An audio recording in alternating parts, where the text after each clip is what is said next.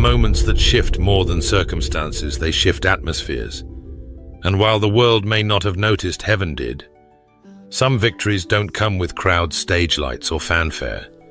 Some breakthroughs happen in secret on your knees behind closed doors with trembling hands and a whisper of yes to God. But let me tell you this, what you just did sent a sound into heaven louder than any applause on earth.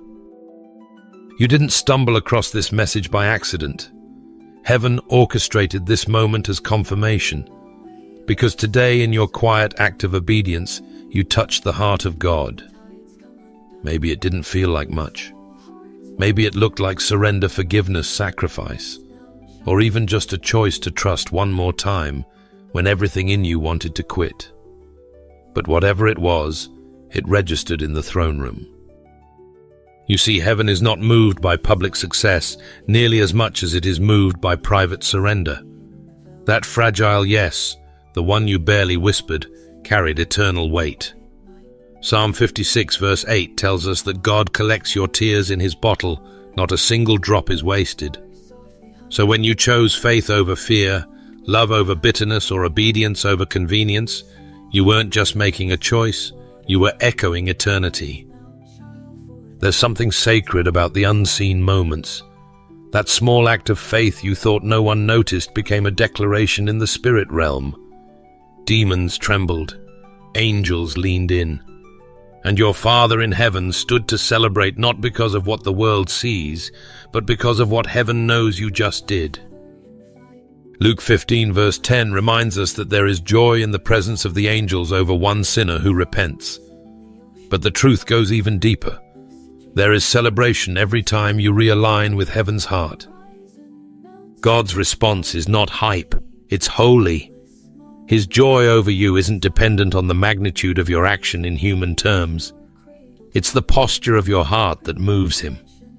When you gave him that part of your life you used to protect, when you laid down that habit, when you took the first step toward healing, you turned your moment into a monument. That kind of faith sends shockwaves into the unseen. Let me say this with boldness, your obedience matters. It shifts the atmosphere around you. It aligns your life with heaven's rhythm. And yes, there's a reward connected to this moment. It may not come with instant fireworks or public recognition, but it's coming. Heaven sees, heaven records, heaven responds. God isn't just aware of what you did, he's pleased by it. And that pleasure is not a distant approval, it's an active embrace. You're not being tolerated, you're being celebrated. Your small yes didn't go unnoticed. It awakened joy in heaven, and it released favor that's about to follow you in ways you didn't expect. So stay encouraged, stand firm. Know this, heaven rejoiced, because you finally did this. Some people chase platforms, but God watches posture. Long before heaven celebrates achievements, it honors surrender. What moves the heart of God isn't how loud your praise is in public, but how low your heart bows in private. Because God isn't impressed by stages, he's moved by hearts. You don't have to strive to be noticed when you've already been seen by the one who matters most. And right now, I feel the weight of a truth someone needs to grab. Heaven isn't waiting on your perfection. It's drawn to your obedience. The applause of man may echo for a moment, but the approval of God carries eternal impact. That's why your yes behind closed doors was so powerful. It wasn't for show, it was for him. In a world obsessed with image, the kingdom of God flips the script. Flash doesn't impress the Father, faithfulness does. In 1 Samuel 15 verse 22, the prophet declared that obedience is better than sacrifice. Let that sink in. God isn't after grand dramatic religious acts if they're void of surrender. He looks for hearts that say, not my will but yours. You might feel unseen by people, but you are spotlighted by heaven. Remember the widow in Luke 21 verse 1-4. She didn't walk in with trumpets or fanfare. She simply gave what she had, 2 small coins.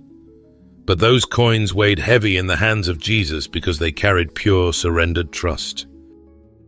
Meanwhile, others gave from abundance, but her offering echoed deeper. That's how God sees you. He doesn't count by quantity, he measures by heart. When you gave your trust, your love, your obedience in silence, you were mirroring heaven's values in a world that chases praise.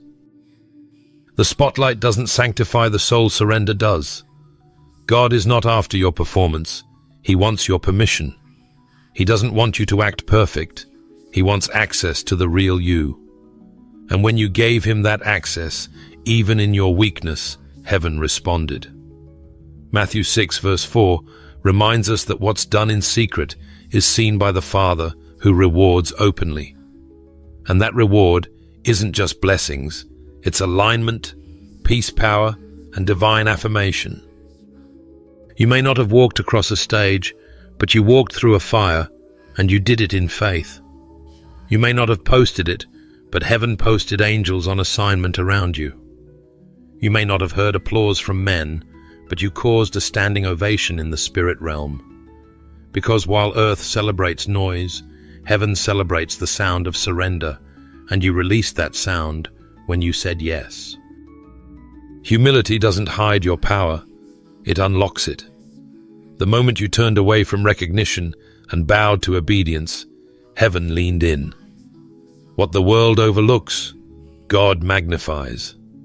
What culture ignores, heaven crowns. You didn't shrink back, you laid it down.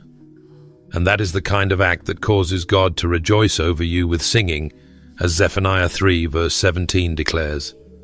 It wasn't a flashy move, but it was a faithful one, and that's the currency of the kingdom. Let me tell you something powerful you've been seen. Not the curated version of you, not the polished prayer or the perfect praise, the real you, the surrendered you. And that is why heaven moved. That's why breakthrough is coming. That's why there's a shift happening even now in the atmosphere around your life. Friend, not all victories are loud. Some sound like deep breaths, shaking hands, and whispered prayers behind closed doors. And yet these quiet triumphs are the ones that thunder through heaven's courts. One of the most powerful spiritual moments is when you look pain in the eye and choose to release it. That's what happened when you forgave. You didn't just let go of a wound, you shook the gates of hell and opened the windows of heaven. Forgiveness is not passive. It's not weakness. It is warfare dressed in humility. When you said, "I forgive," even when every part of your flesh wanted to hold on, you echoed the very heart of God. You participated in something sacred, something heaven recognizes as divine authority. Forgiveness isn't pretending it didn't hurt. It's choosing to surrender the right to repay. And in that moment, you looked like your Father. Jesus made it clear in Matthew 6 verse 14, when we forgive, we open the door for heaven's forgiveness to flood our own lives. That's not a bargain, it's a mirror. We reflect the nature of God when we extend mercy. You may not have received applause from others for letting go, but heaven erupted because mercy always provokes movement in the spiritual realm. There's something holy about that kind of decision. Not many saw what it cost you. The world didn't witness the tears you cried or the prayers you whispered asking God for strength to release what broke you. But God saw. He kept record not to condemn but to reward your obedience with freedom. Joseph understood this on a generational level. In Genesis 50 verse 20, after being betrayed, sold and abandoned by his own brothers, Joseph stood not as a victim, but as a vessel of restoration. You meant it for evil, he said, but God meant it for good. That wasn't just a statement of hindsight. It was the release of heaven's perspective. Joseph's forgiveness unlocked a legacy far greater than his pain. Heaven rejoiced, not because he got revenge, but because he broke the cycle. And you did the same. Your act of mercy broke spiritual patterns. Where bitterness could have festered, peace now has authority. Where pain could have grown roots, healing now flows. You shifted atmospheres internally and eternally. You silenced the enemy's accusations. You closed the door to torment and opened a gate to God's presence. That's no small thing.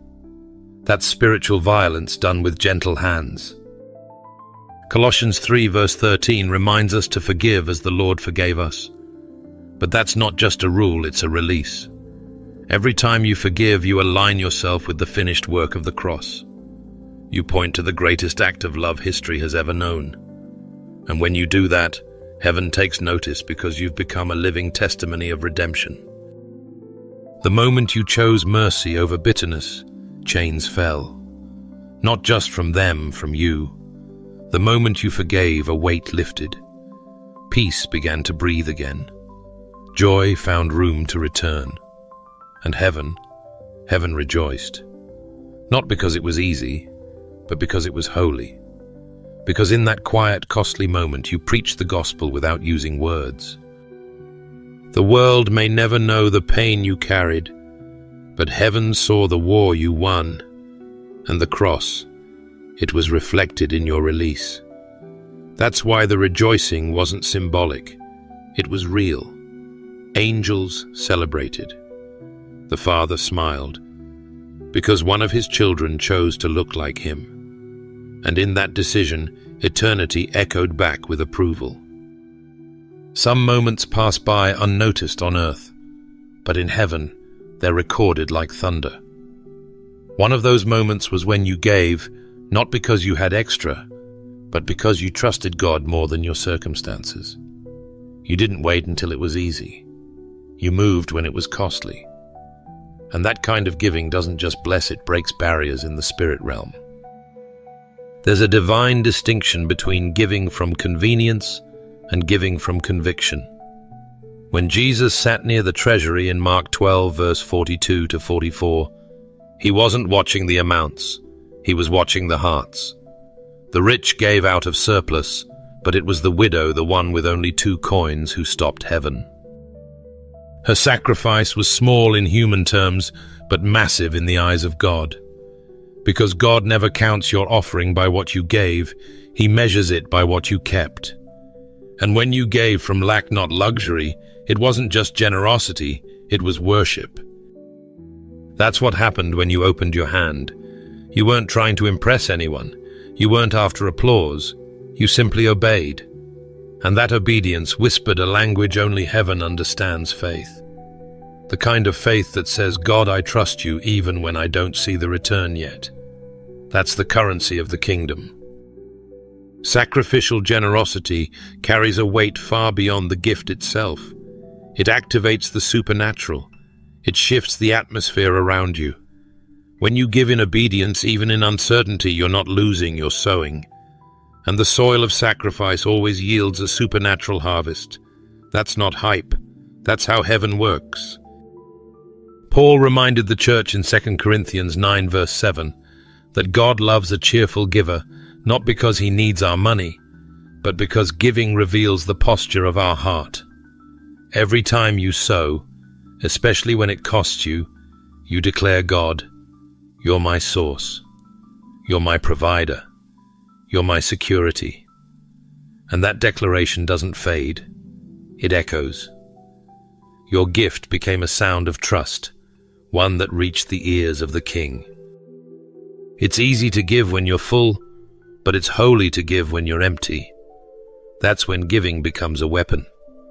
That's when the spiritual realm takes notice.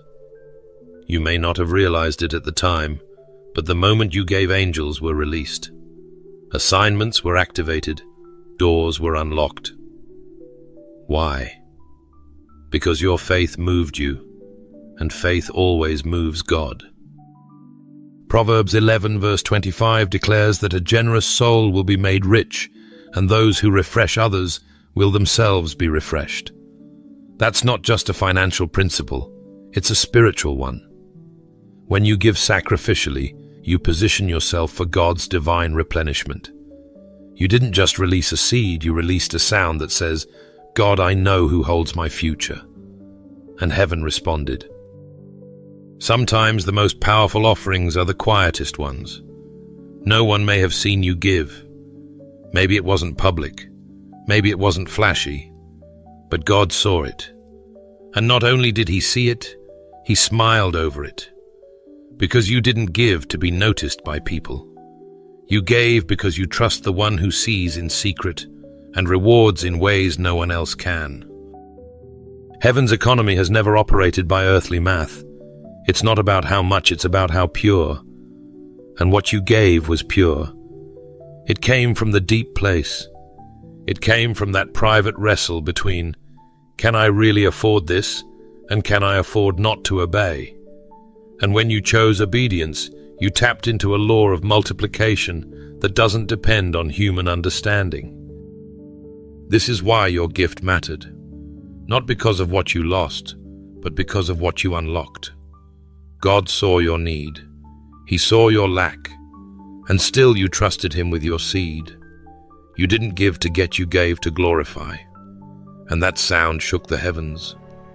The world may never know what you let go of, but heaven heard it clearly.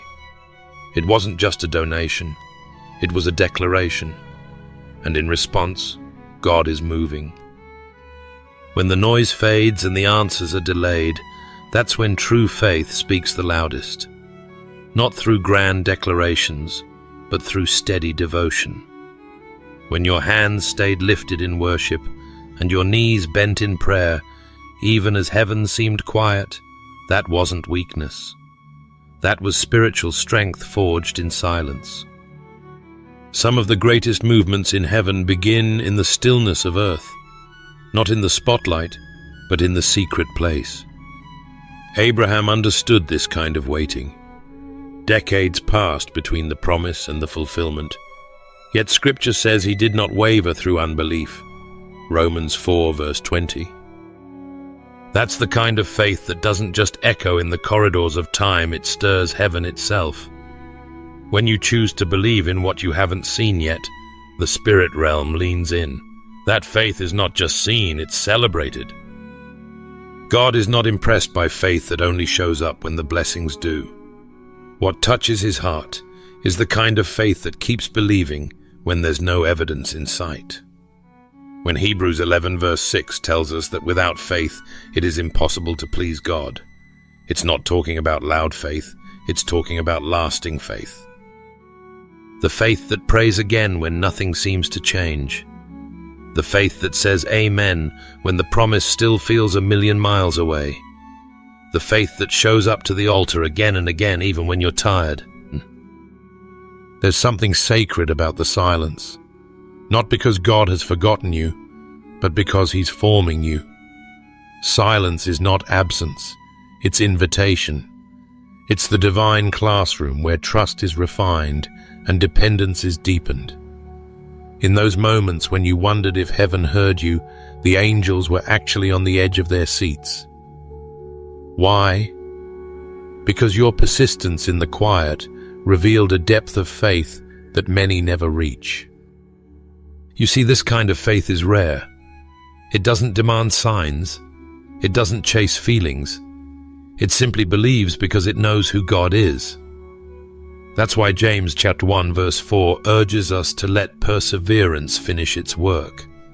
Because enduring faith builds something eternal. When you kept believing even when your heart was broken, even when your dreams were delayed, even when your prayers seemed unanswered, that was worship.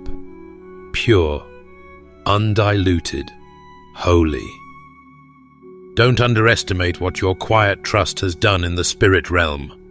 Your whispered yes in the dark carried more weight than 1,000 shouts in the light. The mountains you don't even know are moving. They're shifting because of your faith. Your waiting hasn't been wasted. Heaven is not ignoring you. It's applauding you. Sometimes what feels like silence is actually a setup. God isn't hiding. He's stretching. He's deepening your roots so the fruit that comes won't crush you. Your character is being carved. Your faith is being fortified. And while the world may have forgotten your midnight tears and early morning prayers, heaven has captured every single one. The psalmist said, God stores our tears in a bottle. That's not poetic flair, it's divine reality. Nothing escapes his attention. And when you trust him without answers, You offer him something more precious than gold. You give him your heart in raw surrender. You didn't quit. You didn't curse the silence. You kept praying, kept seeking, kept believing. And that faith, it triggered movement you can't see yet. Chains started to loosen. Atmospheres began to shift. Heaven's plans accelerated. All because you believed without seeing. In a world that celebrates results, God celebrates reliance. When you walked into the room and worshipped with an unanswered prayer still hanging over your life, you made all of heaven rise to its feet. That's the power of enduring faith. That's the strength of a heart anchored in God. So if you've ever wondered whether God noticed, he did. Not just your victories, but your valleys. Not just the praise reports, but the persevering prayers. Your faith in the silence spoke louder than you know. Beloved, some of the most powerful moments in the Spirit aren't captured by cameras or applauded by crowds. They happen when no one sees but God. The quiet choices, the hidden sacrifices, the moments you could have compromised but didn't. That's where the real weight of integrity lives. And that's where heaven leans in and says, well done. You see, heaven doesn't just respond to what's public, it honors what's private. There's a roar in the spirit realm that erupts when a believer says yes to righteousness, when no one else is looking. That moment when you shut down a lie, closed the door on temptation, or chose holiness in a room where sin was easy, that wasn't just moral discipline. That was spiritual warfare. And the shift it caused in the unseen was no less than divine. God has always been moved by integrity that no one else applauds. Psalm 15 verse 2 says, "The one who walks blamelessly and does what is right and speaks truth in their heart is the one who dwells in God's presence." That's not poetry, that's priority. God draws near to those who choose purity over popularity, even when it costs something, especially when it costs something. It's easy to do the right thing when eyes are on you, but when the spotlight is off and the silence surrounds you, what you choose there defines the weight of your spirit. Heaven records those moments not as background noise, but as heavenly headlines. Your private yes becomes a declaration in the courts of heaven. Your unseen obedience becomes a spiritual weapon against the enemy's schemes. Proverbs 10 verse 9 reminds us that whoever walks in integrity walks securely. That's not just about physical safety. That's a shield around your purpose. Your integrity has protected assignments you didn't even know were under threat. While the world measures greatness by public applause, the kingdom measures it by secret sacrifice. You're not just staying clean, you're staying aligned with heaven. When you think no one sees, remember this: angels watch over the path of the righteous. Heaven takes notes on the hidden. Every time you turn your heart toward truth, the atmosphere shifts. And not just for you, for generations after you. Integrity breaks cycles. It ends patterns. It draws divine protection over bloodlines that have long been under attack. Jesus said in Luke 16 verse 10, "Whoever is faithful with little will be entrusted with much." That includes the little tests behind closed doors, the subtle compromises you resisted, the tiny moments of truth that nobody clapped for. God saw it. And more than that, he was moved by it. Your private integrity is preparing you for public impact. It's not just about behavior, it's about becoming. Every moment you choose truth, you're becoming the kind of vessel God can trust with more authority, more responsibility, more anointing. And it's not hype, it's heavenly structure. God doesn't build greatness on charisma. He builds it on character, and integrity is the foundation. When you didn't respond with revenge, when you didn't cut corners to get ahead, when you chose purity over pressure and holiness over hype that was worship, that was your incense rising to God. And even if no one clapped, all of heaven stood still. Your private battle became a public victory in the spirit realm. The enemy lost ground, the kingdom advanced, because you stood. Psalm 15 isn't just a checklist, it's a mirror. And if your reflection is starting to match those words, then know this: you are carrying weight in the invisible world that will eventually manifest in power, peace, and promotion. You didn't just do the right thing, you became the right person. Let the world overlook your obedience. Let them underestimate your character. But don't you dare think for a moment that heaven is silent, because while others were chasing platforms, you were building altars. And that right there is why the angels are rejoicing. Your quiet yes is louder in heaven than 1,000 sermons shouted without conviction. The world might never know what you walked away from, but heaven knows the cost, and it's already been recorded. That decision in private was not small. It was sacred. And the glory that's being prepared for you because of it is far more than anything comfort could have offered. And not every battle is fought with a sword. Some are won with a whisper. And one of the most heaven-shaking whispers you've ever released was the quiet yes you gave when it hurt the most.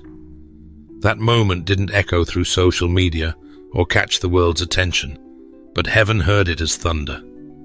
When you surrendered not out of defeat, but out of deep trust, your destiny began to shift in ways you couldn't yet see.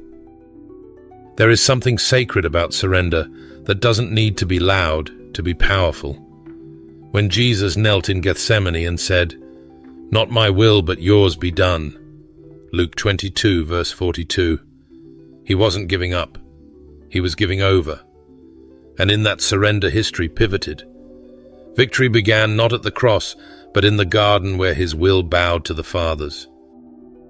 That same pattern is alive in you. When you bent low in your private garden of wrestling, when your strength ran out, and all you had left was obedience, something in the spirit realm moved. And it wasn't just a moment, it was a divine turning point. Destiny isn't launched by talent or timing, it's unlocked by surrender. The kind of surrender that doesn't always come with clarity or comfort, but demands trust. Romans 12 verse 1 calls us to offer our lives as a living sacrifice, holy and pleasing to God. That doesn't just happen on a church altar. It happens in traffic, in heartbreak, in silent tears, in long nights when prayers don't seem to be answered, but you choose to believe anyway. God isn't looking for the polished version of you. He's after the surrendered one. The version that lays it all down, not because the path is clear, but because the King is worthy. The truth is, surrender will often look like silence to the world, but it's a shout in heaven. When you surrender what you cannot control, when you lay down your pride, your plan, or your pain, you are planting the seed of divine destiny. What dies in surrender is never wasted. It becomes the soil where legacy is born. Psalm 37 verse 5 urges us to commit our way to the Lord, trust in Him, and He will act. That means your act of surrender isn't the end of the story, it's the catalyst. It's the green light in the spirit that allows heaven's blueprint to unfold. God won't force His will on your life, He waits for your yes. But once that yes is released, even if whispered through trembling lips, the momentum of heaven is set into motion. Every time you chose obedience in the dark, when no one saw you, no one applauded you, no one even knew you were breaking, that's when God was building. He wasn't waiting for you to feel strong. He was just waiting for you to let go. Because in that letting go, you created space for His strength to be made perfect in your weakness. Surrender isn't weakness, it's warfare. It's how we partner with God in the deepest battles. It's how we say, I don't have to understand, but I will still obey. That kind of surrender doesn't delay destiny, it accelerates it. Because you're no longer dragging your own agenda through the mud, you're flowing in divine momentum. And let me say this boldly, what you surrendered in secret is now being used to shape something sacred. That yes you gave without spotlight or stage, that's the yes that caught heaven's attention. That's the yes that aligned your steps with destiny. That's the yes that's unlocking provision you haven't even prayed for yet. You may not have seen the shift immediately, but I promise you the spirit realm registered your surrender. Angels were dispatched, chains began to break, roads began to open, because surrender doesn't just move your heart, it moves heaven's hand. So don't measure your impact by what you feel. Measure it by who you've trusted. And if you've trusted God enough to surrender even when it cost you everything you thought you needed, then rest assured, He's shifting everything to give you what He always knew you truly needed. Friend, some people talk to heaven, but you touched it. This wasn't a passive hope or a half-hearted request. It was the kind of faith that refuses to be denied, the kind that storms the gates of the invisible until the visible bows in response. When you reached out through trembling hands, whispered prayers, and unwavering trust, you didn't just catch God's attention. You pulled on His power. There's a sacred story in Luke 8, verse 46, where a woman who had been bleeding for 12 years pressed through the crowd just to touch the edge of Jesus' garment. She didn't ask for an audience. She didn't wait for permission. She believed deep in her spirit that if she could just touch, something would change. And when she did, Jesus stopped and said, "Someone touched me. I know that power has gone out from me." That's what real faith does. It causes heaven to release what earth could never offer on its own. Let me say this plainly: when you dared to believe, power began to move in your direction. The moment you stepped beyond logic, beyond what others told you was possible, and anchored yourself in bold faith, the atmosphere around you shifted. You didn't just pray a routine prayer. You initiated a spiritual collision where the natural collided with the supernatural, and something eternal began to break through. Faith is not passive. It's not polite. It's persistent. It doesn't wait for things to line up perfectly. It pulls what's needed from another realm. Mark 11, verse 24 tells us that whatever we ask for in prayer, believing we have received it, it will be ours. That's the kind of faith that doesn't wait for confirmation before celebrating the outcome. It's the kind of faith that worships in the hallway before the door even opens. God isn't moved by appearances. He's moved by faith. It's not how eloquently you pray. It's not how long you fast. It's not how many scriptures you can recite.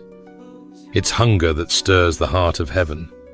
Hunger that dares to say, "I won't let go until you bless me."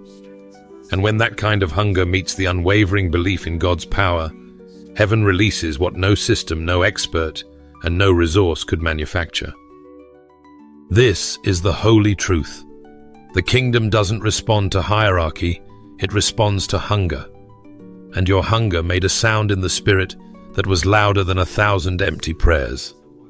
You cried out from the core of your soul, and heaven heard you not because you earned it, but because you believed.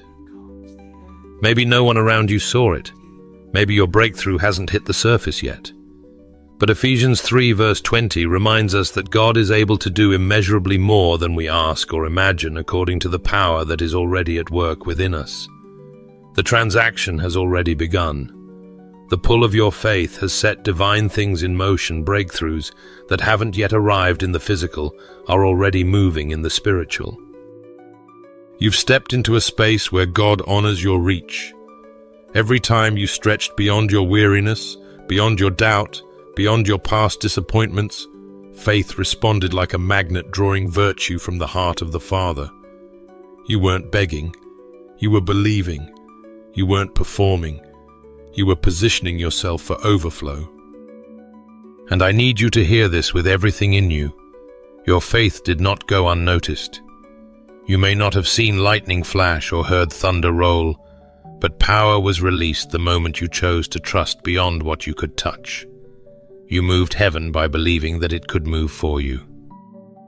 So don't you dare second-guess what's coming just because it hasn't shown up yet. Power already left heaven the moment your faith reached toward it. Like the woman who touched Jesus' garment, you won't walk away the same, not because you shouted loud enough, but because you believed deep enough. Because sometimes what looks like a storm isn't sent to scatter you, it's sent to saturate the soil of your surrender. In moments when your heart was heavy and your prayers felt like whispers lost in the wind, God was listening. He was not distant. He was not indifferent. He was counting every tear like treasure, collecting them in bottles of remembrance. You didn't just cry, you sowed, and heaven has already written the date for your harvest. We live in a world that sees tears as weakness, but in the kingdom tears are currency. Psalm 126 verse 5 tells us that those who sow in tears will reap in joy. That's not just poetic, it's prophetic. Every drop of sorrow, every silent breakdown behind closed doors, every lonely surrender in the dark, God has seen it all, and none of it was wasted. There's something sacred about pain that's laid at the feet of Jesus. It doesn't vanish, it transforms. It becomes intercession when words fail. It becomes breakthrough when strength runs dry. Tears don't just mark our suffering, they fertilize the soil of our destiny. What felt like breaking was actually birthing. If you've ever wondered whether God noticed the cost of your obedience when it hurt the most, let me tell you, yes, He did. When you kept walking, even though your spirit was limping, when you chose worship instead of bitterness, when you lifted your hands while your heart was still bleeding, heaven leaned in. That's when your tears became seeds. And seeds never stay buried forever. The soil of sorrow is rich with promise. What looks like death is often just dormancy. Your pain has been pregnant with purpose, and in due season, sooner than you think, the joy will burst forth. Revelation 21 verse 4 reminds us that a day is coming when God Himself will wipe away every tear and mourning will be no more. But you don't have to wait until heaven to taste that joy. The first fruits are beginning to rise now.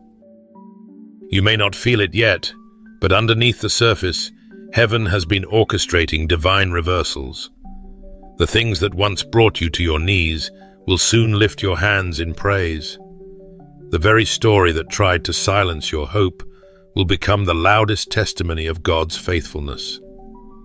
Isaiah 61 verse 3 says, He gives beauty for ashes, the oil of joy for mourning, and a garment of praise for the spirit of heaviness. Your exchange is underway. I want to speak to the part of you that still wonders if it was worth it. Yes, it was. Your perseverance is producing something precious. What you planted in the dark is about to bloom in the light. God doesn't forget the faithful. He never overlooks the heart that chooses Him over comfort that stays when it's easier to run, that gives when it would rather guard. Every moment you stayed faithful while fighting through heartbreak, every sleepless night, every aching prayer, every trembling yes was counted. It became part of your story, yes. But more than that, it became part of God's movement through your life.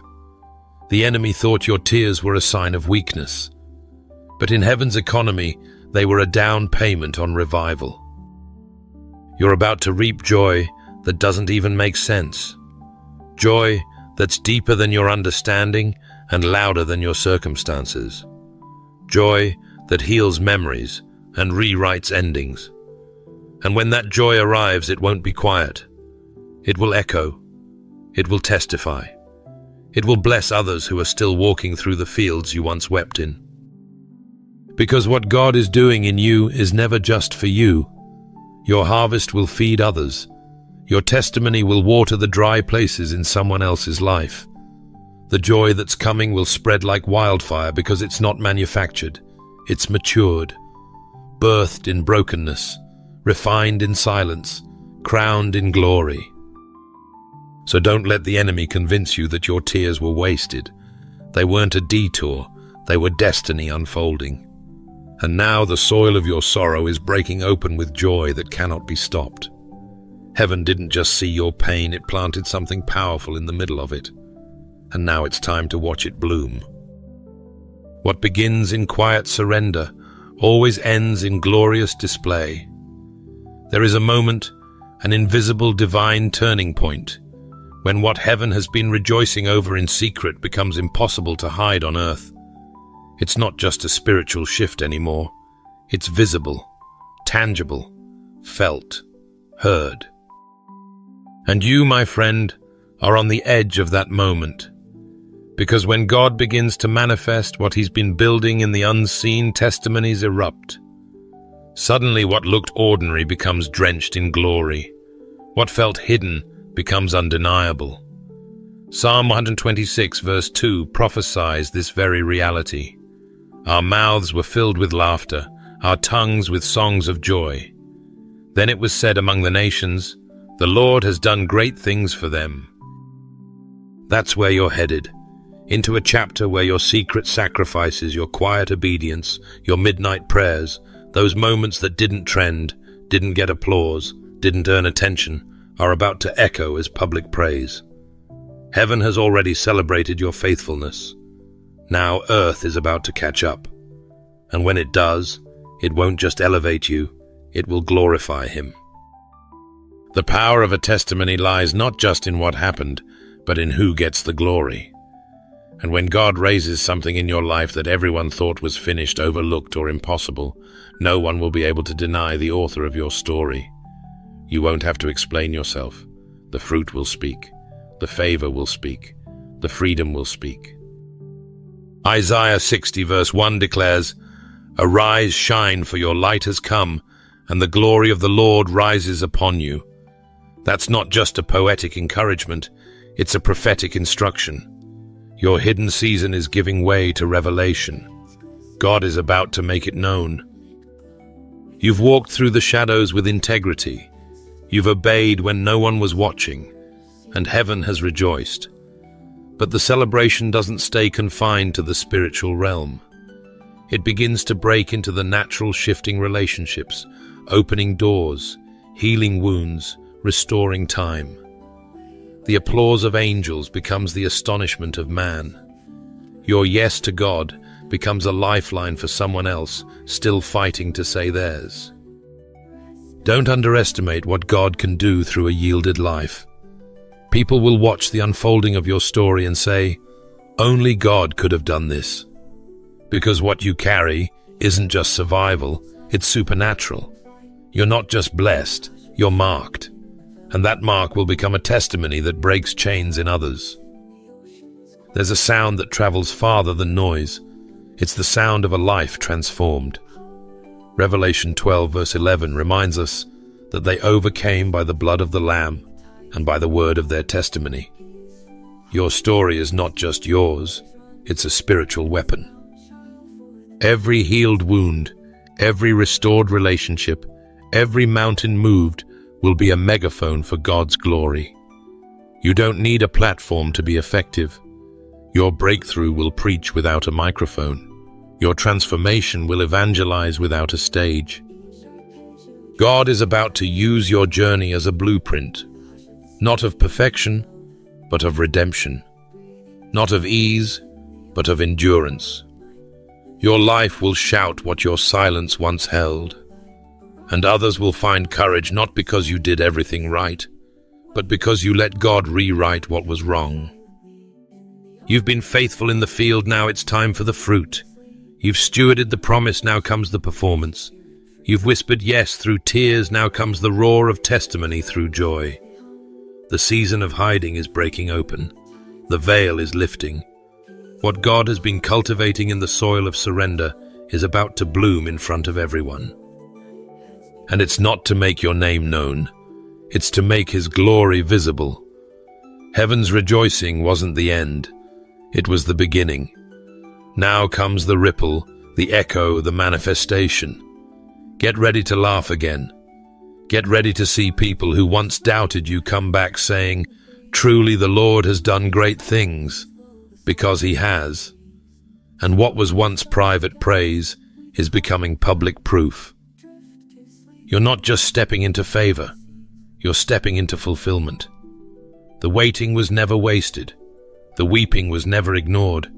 The battle was never meaningless. Because now the testimony is being written in bold, beautiful letters on your life through your voice and in every room you walk into. Heaven knew it. Now the earth will too.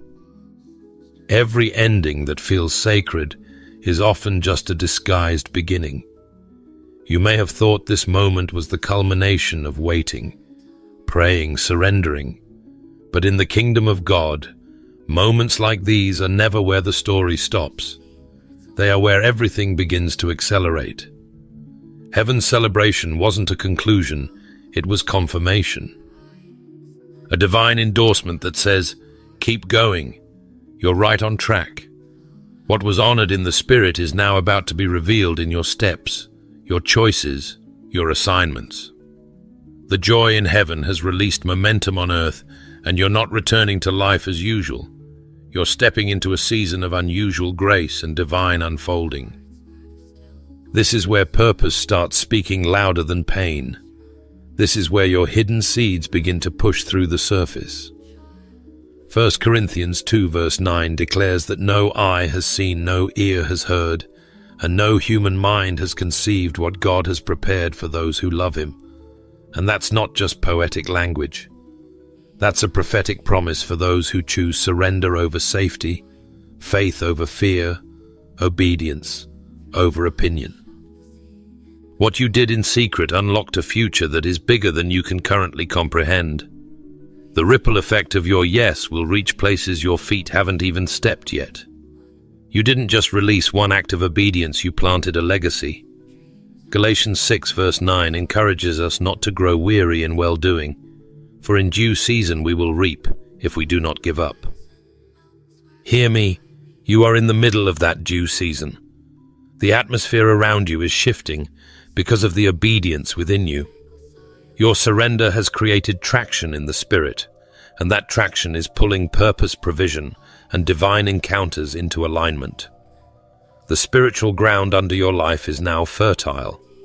Don't just expect harvest, expect new planting too. This next chapter will not be written in striving, but in abiding. Jesus said in John 15 verse 5 that those who remain in Him will bear much fruit.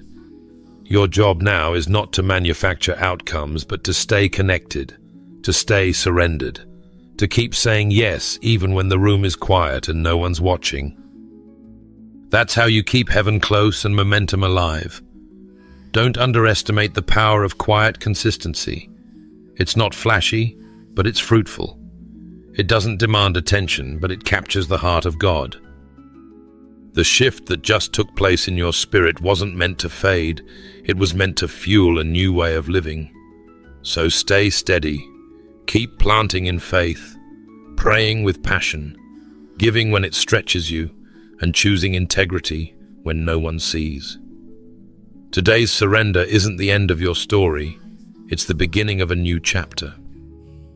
Your life is turning into a living testimony that will spark faith in others and reveal that God still honors obedience.